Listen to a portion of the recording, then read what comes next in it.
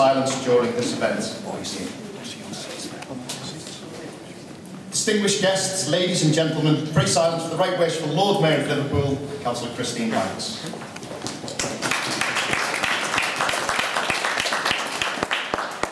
Distinguished guests, ladies and gentlemen,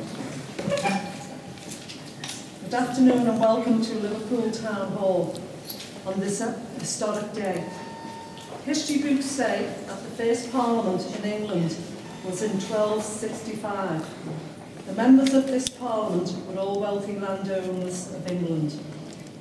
Over the years, the landowners were joined in Parliament by wealthy businessmen and merchants.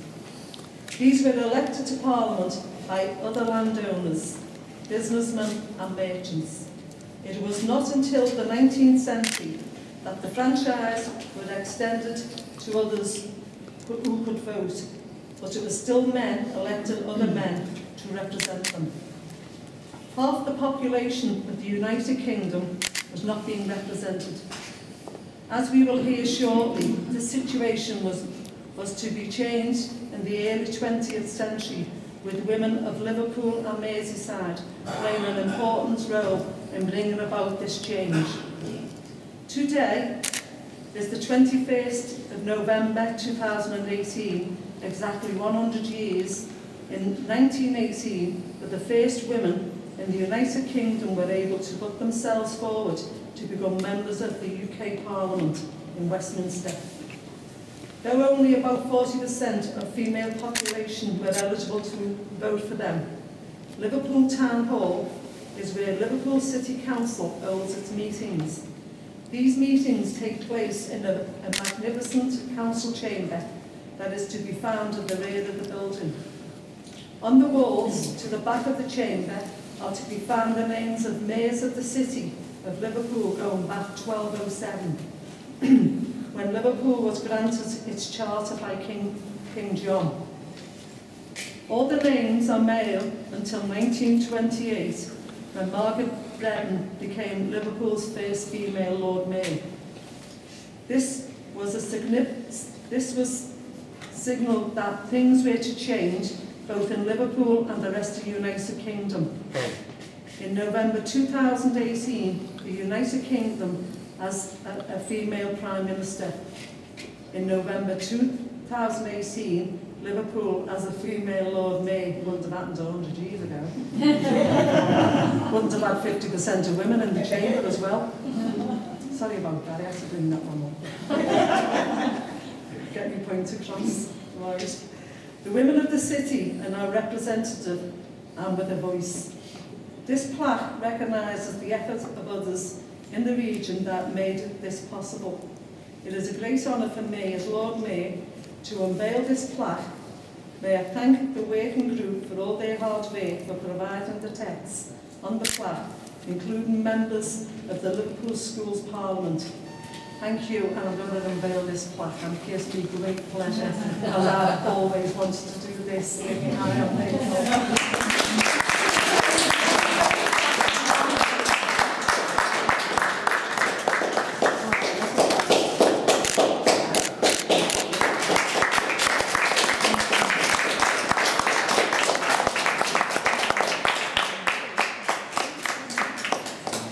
Ladies and gentlemen, pray silence for Janet Dugdale, Executive Director for Museums, National Museums, Liverpool.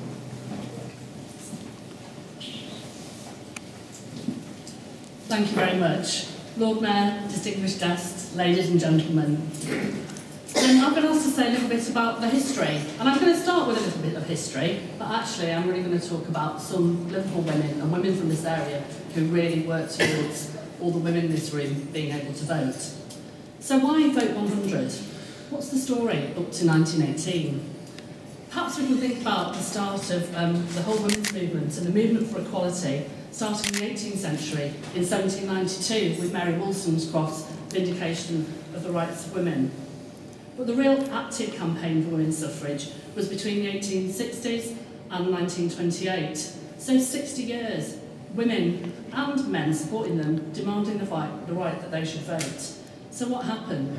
So in 1866 there was the first petition to Parliament which was presented to John Stuart Mill MP.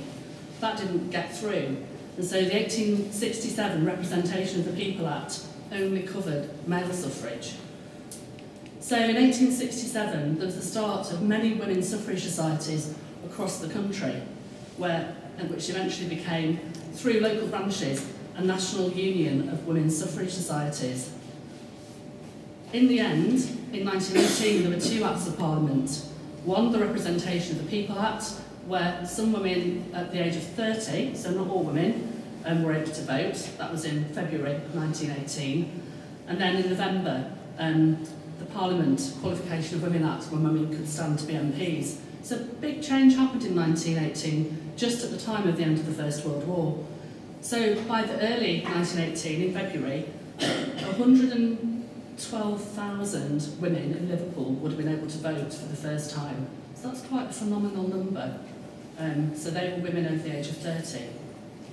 But really, it was in 1928 when women got equal franchise and could vote on the same terms as men. So really, it's only 90 years ago that we gained equality. And I suppose I'd say as a historian, as a woman and as a feminist, that the fight for equality really continues today. I want to talk a little bit about suffragists and suffragettes, which I have a personal interest in. So perhaps there's a peaceful side to it, the suffragists, and a kind of more active radical side, the suffragettes. And a lot of people in the past have perhaps known more about the suffragette movement. So let's start with suffragists. In 1894, the Liverpool Women's Suffrage Society was founded, and that was at a meeting at the Temperance Hall in Hardman Street. And there they pledged, members are pledged to do all in their power to obtain the extension of the parliamentary franchise to women. They went on to campaign, they went on to hold talks, demonstrations, including some quite big things. So for instance, in June 1908, there was a mass demonstration in Hyde Park in London, and there was a special Liverpool train setting off from Central Station. And the suffragists worked under the kind of umbrella of Courage Calls to Courage Everywhere, and were led by Millicent Fawcett. And finally this year, the first statue of a woman in Parliament Square was to Millicent Fawcett, campaigned for by the Fawcett Society and many other women. So, suffragettes. In 1903, Emmeline Pankhurst in Manchester, so not so far from Liverpool, set up a meeting and set up the Women's Social and Political Union. They were really politically aware and very, very active. It was 1908 by the time there was a branch in Liverpool, so the Liverpool branch of this Women's Social and Political Union. The colours that we associate with women's suffrage, purple, white and green, originated through the WSPU, meaning loyalty, purity and hope. And they use slogans really actively throughout all their campaigning, particularly things like D's not words, so they were about actions, real activism. So in terms of their campaigning style, it went from being really quite radical. They were often imprisoned, force-fed. We have got, at the moment, on loan from the National Justice Museum and the Museum of Liverpool, some force-feeding equipment that was used on women in Walton Jail around 1909, around that time. So really quite horrific. And if you think about things that have changed women's lives and the things that people went through to go on hunger strike, to then be force-fed, because they wanted to be treated as political prisoners. They didn't want to be treated as criminals, and that's quite often why they were arrested. In 1911, a lot of women also damaged the census. There's a great piece of work to be done around Liverpool and Merseyside, across the city region, looking at who actually damaged their census forms. In Votes for Women, which was one of their campaigning newspapers and journals, they actually told people what they could do to spoil census papers.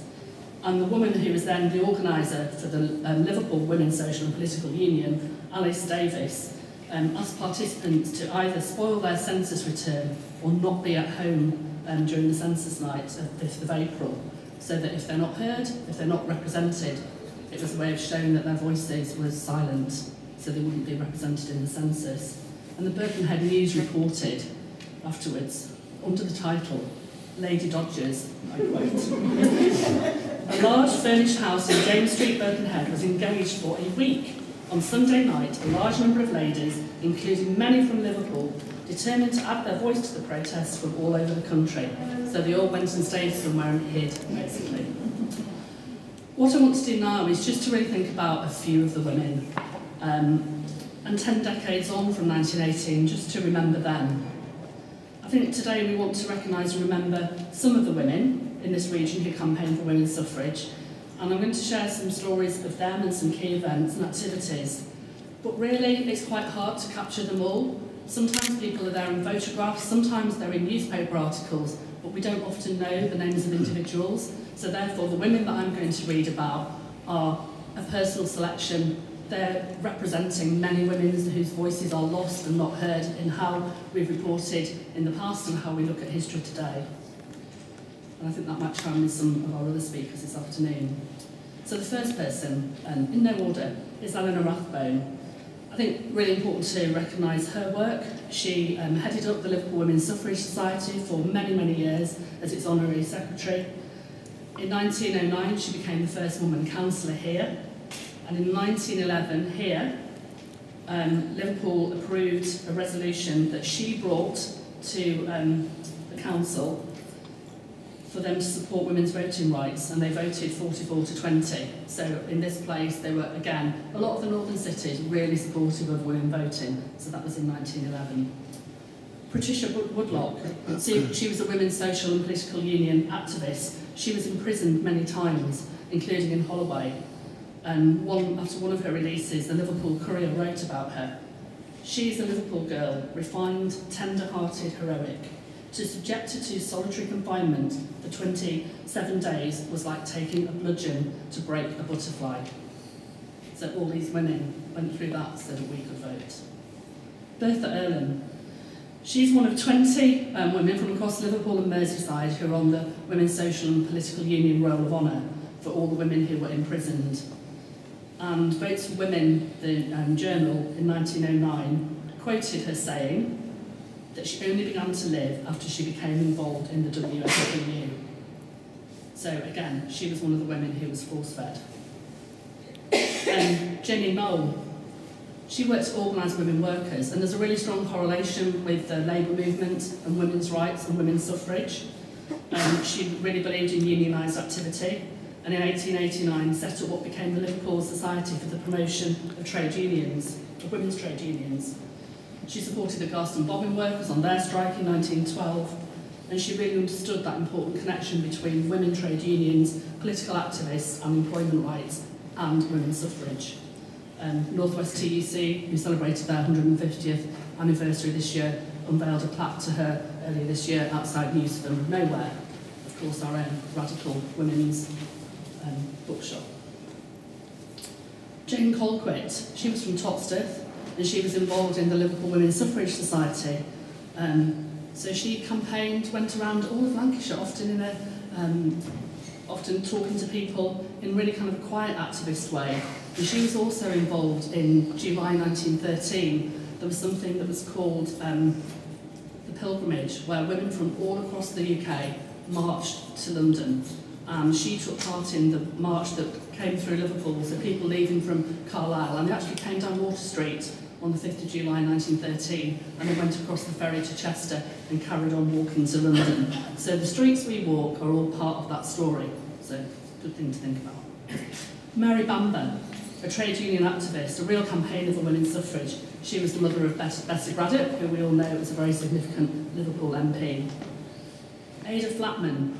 She was the first paid worker for the Women's Social and Political Union in Liverpool. She stayed here for a while and then she went on to campaign in America. And if you want to listen to her, we've got an oral history interview with her at the moment in Museum of Liverpool in a co-curated exhibition we did with the 1918 club that Eleanor Rathbone founded in 1918.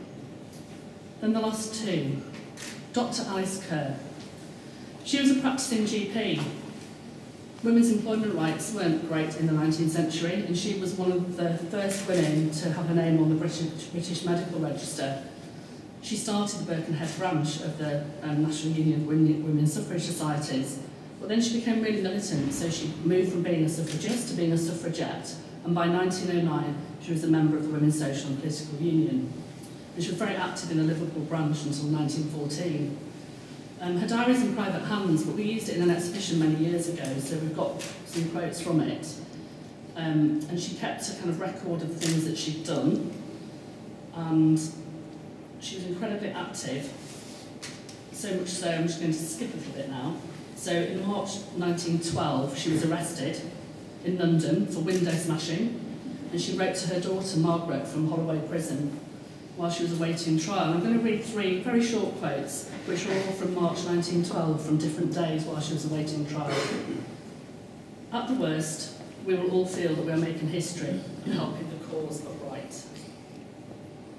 When I come out, I think I'm going to let the National NUWSS, the National Union Women's Suffrage Society, know what I think of them, as well as the men.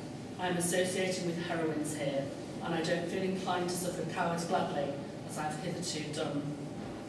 And finally, in March 1912, I hear Miss Rathbone has been repudiating us again, because of course they were really militant activist women. She was in prison for 3 months.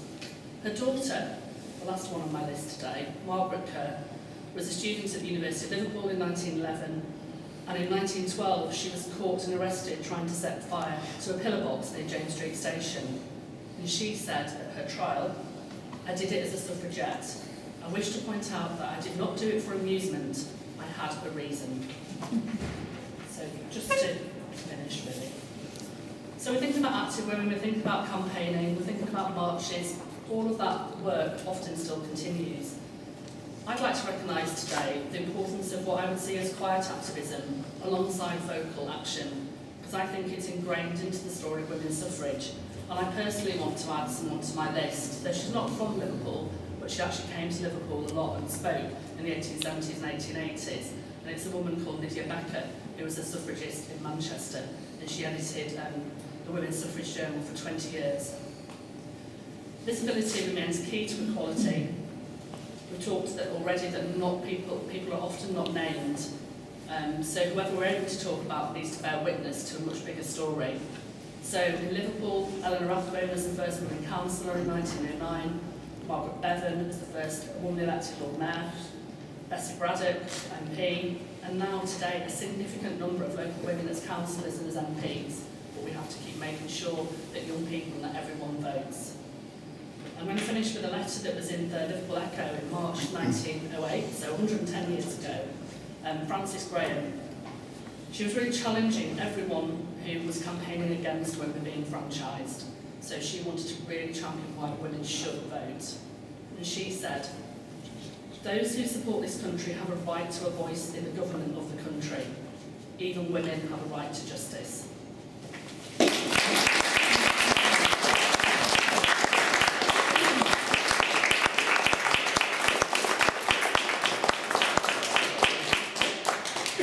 So we haven't got a microphone now, but Ava, who's the young poet laureate, is now going to come and join us. Thank you, Ava.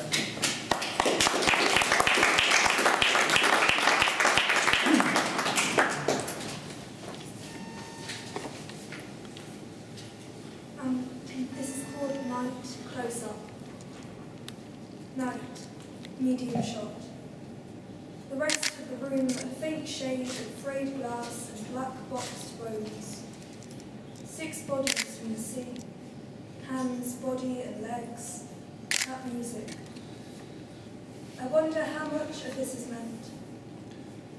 2 birds fall through my phone screen 13 minutes after takeoff. I think I love too easily. I dream about bears and women dressed between people. Dissolve in fur, the heat of it all. The camera quickly pulls back. Thank you.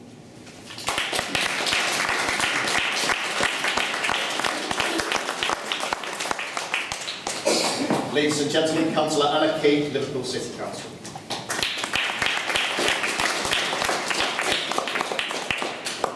Lord Mayor, distinguished guests, ladies and gentlemen. The magic of Liverpool is that it isn't England. What a fitting plot to be featured on the walls of our beautiful town hall. I wanted to provoke thoughts and encourage conversations amongst visitors from around the world, encourage them to ask questions.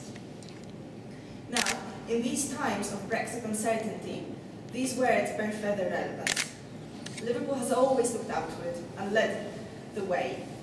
It led the way over 100 years ago. when Liverpool women took to the streets to demand their right to vote. It leads the way now, with our young members of Schools Parliament demanding a vote at 16 and 17. This plaque honours hundreds of women in Liverpool who tirelessly campaigned to gain the right to vote. Suffragettes, suffragists, and all other groups and individuals who contributed to the freedom we have now. Their sacrifice was truly phenomenal and must be remembered. But I also want this plaque to raise awareness that there is still so much more we need to do to achieve full equality. Modern slavery, domestic violence, period poverty, universal credit, underrepresentation in political and business leadership, and unequal pay are just few of very many issues women are disproportionately affected by today. And like Janet said, the fight for equal rights is far from over and it must continue. Growing up in communist Poland, I remember as a child that elections always brought the ruling Communist Party back to power. There were never any surprises, the win was virtually unanimous, and the turnout reported was only marginally short of 100%. Of course, I soon found out that this reporting was far from the truth, that data was systematically altered by the propaganda machine of the communist regime. And even though Polish women gained their right to vote in the same year as English women, their vote, unlike the one of their English counterparts, made no difference at all under the communist regime. I was lucky enough to cast my first vote in 1997 in independent Poland, knowing that it actually had the potential to change the political landscape. Even more so that Poland has a proportionate representation system where every vote counts. So I want people, women or otherwise, who stop to read the inscription to reflect whether they make the most of the right to vote that was so fiercely campaigned for over 100 years ago. I want them to try to comprehend just how much effort and sacrifice went into the fight, and that we must ensure we exercise our right to vote by participating in elections. Participating by voting, but also by standing in elections for public office. This day, as mentioned before, actually marks 100 years to the day since women gained the right to be elected. And it was in December 1918 that the first female MP, Constance Markiewicz, was elected to the Commons. Let us all make every effort to ensure it doesn't take another 100 years for women to gain full political, economical and social equality.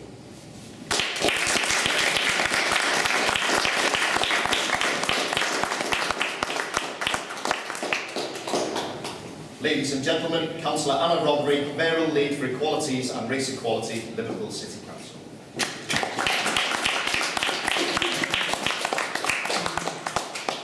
Lord Mayor, distinguished guests, ladies and gentlemen. This year marks the 100th anniversary of the suffrage movement in the UK.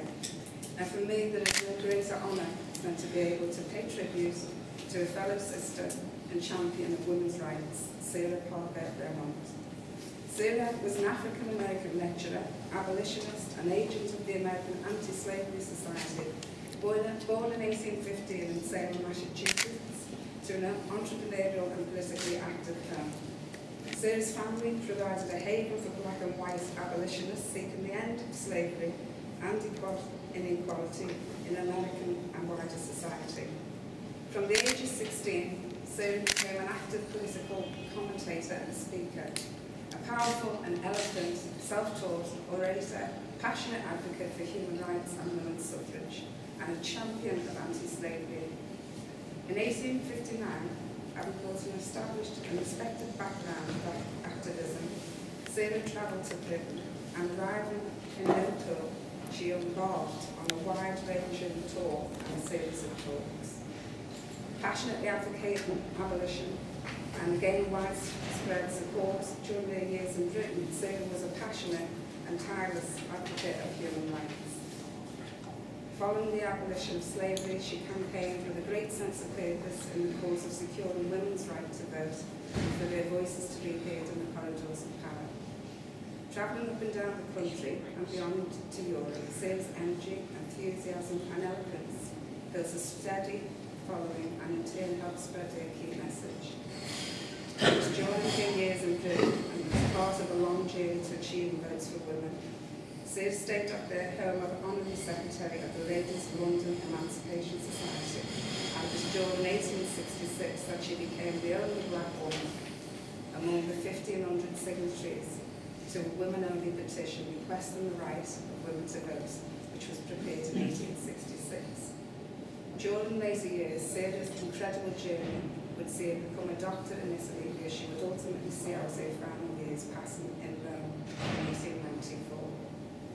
Throughout her life, Sarah was a tireless campaigner for equality, fairness and justice by gender and of race. The vision and values espoused by Sarah resonate just as strongly now as they did back in Victorian Britain. I am proud to honour Sarah and each of us in playing an active role in democracy, and communities continue to build on the foundations of fairness that Sarah and other women such as her created. It would be very difficult to find the story of black women and suffrage, no matter where you look. However, they made a positive contribution to the suffrage movement and equality, and we should not allow them to be written into history.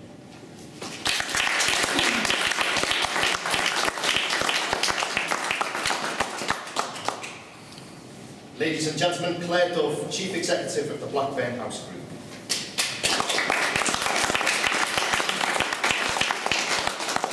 Good afternoon, Lord Mayor, distinguished guests, ladies and gentlemen. It's an absolute privilege to be here today.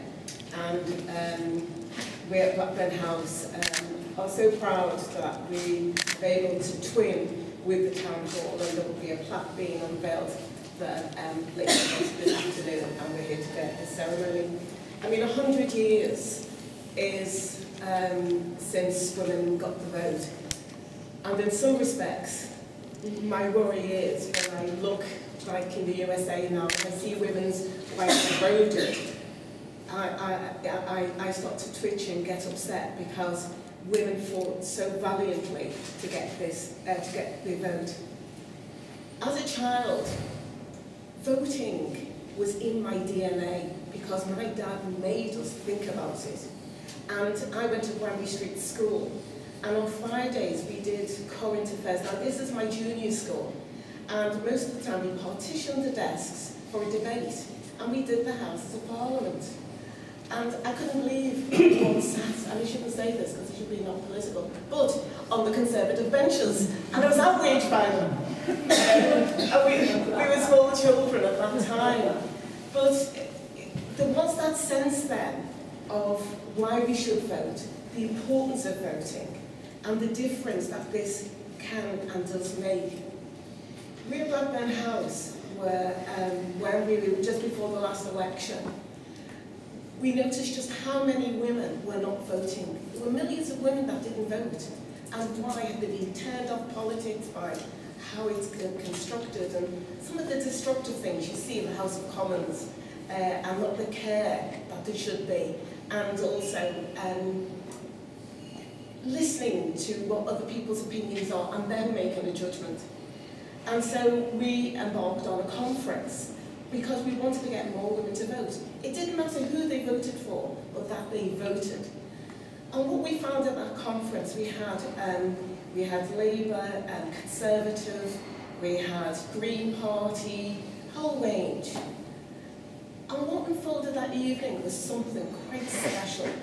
There was Hazel Blaise was there, and Jane Kennedy. And the one from the Green Party said, "Oh, I don't really speak on public occasions." And what an impassioned speech she made that evening. But then there was this young Asian woman, Conservative woman, who'd been put in a seat that she wasn't going to guess. It was just, she was brought forward. And Hazel Blaise said to her, "Can I help you and support you? If you want to go into politics, I'll support you as one woman to another." And that's what it's about. It's how we care and how we think about each other. But on that list, and it was a fabulous list, and I loved your piece, Janet, was Margaret Simey. And Margaret Simey, she was the woman that resonated most in my life. And I remember her when we first got Blackburn House, and she most often said, oh, well, there's all kinds of people who wanted to do Blackburn House. And she said, if you get that clock working, then I'll be in there. We got the clock working, and as good as she was, she came. But she told us her journey as a suffragist. And we went through listening to her.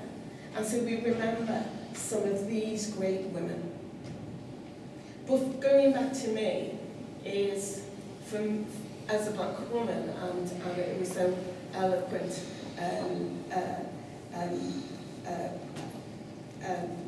what was just said about how black women should be part of this by Anna. And my father, in saying I had to vote, was because of all the people that had died as a result of trying to get emancipation, not only for women, but for black people. And so we all have a duty. Everybody has a duty to put that cross in the box and to vote, no matter who it is and what it's for. Hopefully not Trump. Anyway, I move on. But this project that's been working over this year, and we at Blackburn House have celebrated on Twitter, many of you have followed us, a woman every day for all of this year. And it culminates tonight at St. George's Hall, where we have 100 voices singing there, and to celebrate what these women, these great women, did on behalf of us all. But this has been a partnership between the city and Blackburn House and the Schools Parliament. And I just want to read what the Schools Parliament had said and what we have on our plaque.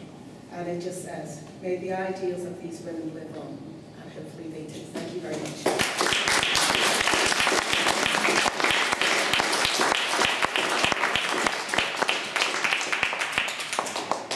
That now concludes our unveiling. Thank you for attending.